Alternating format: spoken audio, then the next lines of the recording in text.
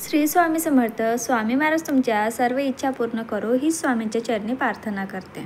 कन्यापूजा कशी आणि कधी करावी, योग्य पद्धत आणि महत्त्व आपण या व्हिडिओत बघणार आहोत. नवरात्रीच्या नवमीला तिथीला शंख आणि पिवळ्या रंगाच्या कवड्याची पूजा केल्यास तुमच्या घरात सुख समृद्धी येते. जे लोक आर्थिक संकटाचा सामना करत आहेत किंवा कर्जात आहेत त्यांनी हा उपाय करून बघावा. ह्या उपायामुळे आर्थिक लाभ होतात. यासोबतच नवमी तिथीला देवीला कमळ किंवा लाल रंगाची फुले अर्पण करा आणि श्रीसूक्त मनाचा पाठही करा. कन्यापूजा कशी करावी, कन्यापूजा करण्याची पद्धत. कन्यापूजा करताना मुलीचे वय 2 ते 10 वर्षे असायला पाहिजे.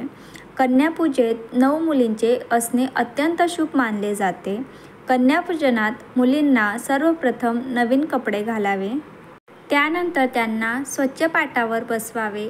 यानंतर त्यांचे पाय धुवून आणि त्यांच्या पायाला लाल रंग लावून मग तिळा लावावा.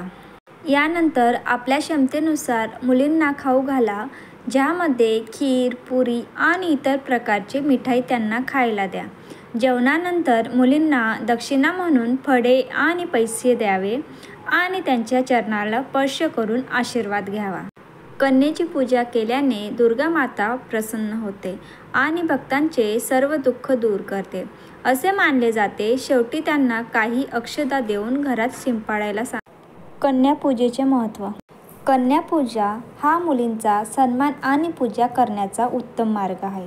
धार्मिक ग्रंथानुसार 2 ते 10 वयोगटातील मुली कुमारिक पूजेसाठी योग्य आहेत.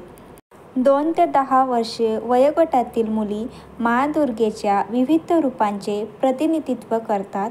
कन्येची पूजा केल्याने दुर्गा माता प्रसन्न होते आणि भक्ताचे सर्व दुःख दूर करते असे मानले जाते.